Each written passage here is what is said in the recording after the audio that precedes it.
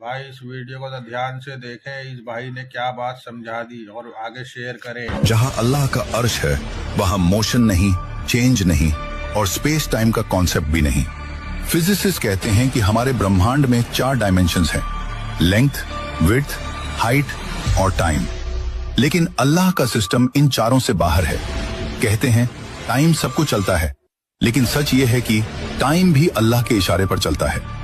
हम इंसान टाइम को सेकंड्स, मिनट्स, ईयर्स में नापते हैं। साइंस कहती है समय तभी महसूस होता है जब चेंज हो, जब मोशन हो, जब स्पेस एग्जिस्ट करे। He is not inside the universe, he surrounds the universe. He is timeless, he is dimensionless, he is infinite.